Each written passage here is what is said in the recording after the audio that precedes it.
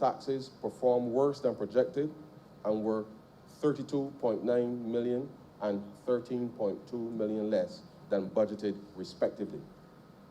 For the period under review, sir, the state-owned enterprises performed poorly when compared to 2019, as many of the reforms introduced, such as the airline travel and development fee, have suffered due to COVID-19.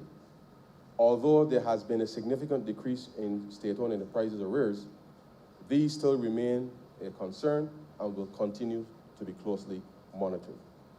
Expenditure. Except for grants to public institutions, all major components of government's expenditure have increased, with significant increases seen in interest, grants to individuals, and capital expenditure. I take this opportunity, Mr. Speaker, to speak briefly on the management of the expenditure related to the operation of the Queen Elizabeth Hospital. The increase in unemployment negatively impacted the performance of the health service levy, which yielded 29.3 million during the review period, a decrease of about 4.7 million compared to the same period in 2019. In addition, the Queen Elizabeth Hospital undertook the responsibility for management of the isolation and quarantine facilities to isolate existing health facilities from exposure to COVID-19. This required additional resources beyond the original budget passed in the Appropriations Act 2020. The Ministry of Finance instructed that the Ministry of Health and Wellness, on behalf of the QEH, to make adjustments to their request for quarterly allocations via warrant in order to advance part of the 116 million in the original subvention to cover the shortfall in the health service levy and the additional expenditures on COVID-19 during the period under review. In order to properly account for these COVID-19 expenditures, a separate COVID-19 sub-program was subsequently created under the Queen Elizabeth Hospital. Debt stock and debt service. Public debt outstanding at September 30th, 2020 stood at approximately 12,481.3 million, approximately 131% of GDP.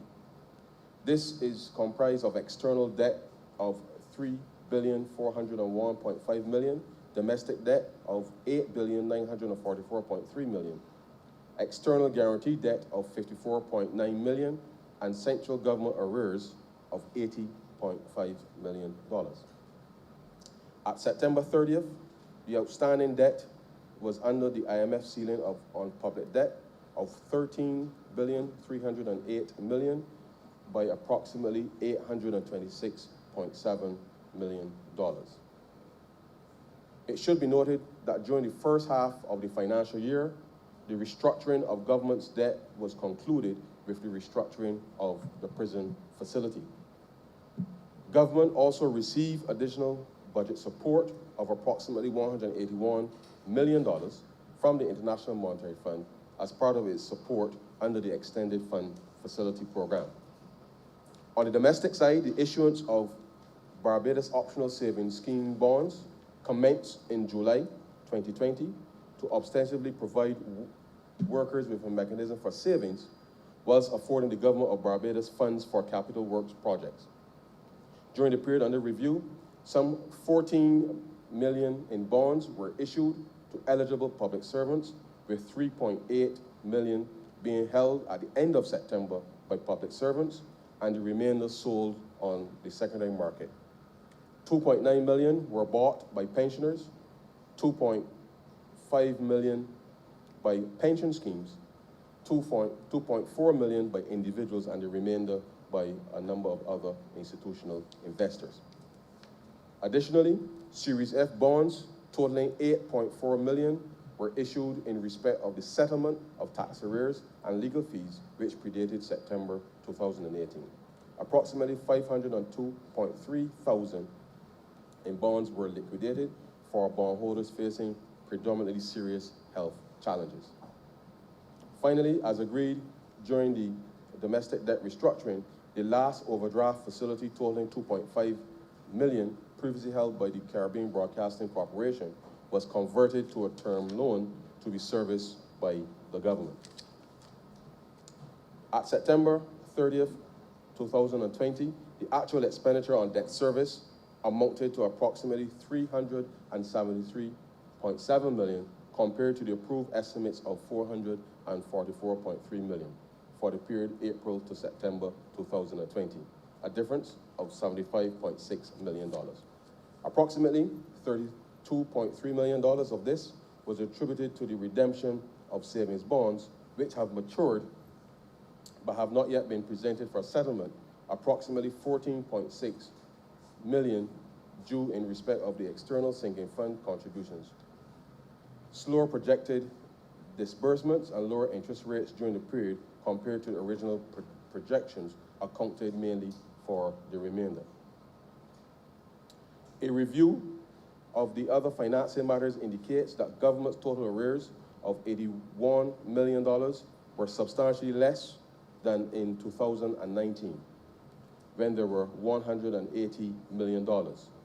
These arrears at September 30th, 2020 were also substantially below the performance criteria target of $145 million. Based on the performance at September 30th, 2020, where revenue earned was $1,252 million and expenditure was $1,267.7 million, and projections for revenue of $1,220.8 million and expenditures of $1,531.4 million for the remainder of the financial year.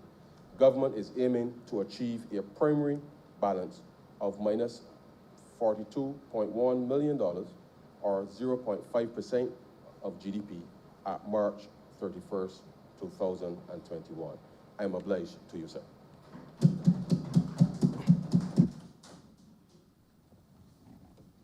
Revert to government business. Thank you, Mr. Speaker. With that, we've come to the end of today's sitting. I beg to move the adjournment of the sitting until Tuesday, the 8th of December at 10 a.m.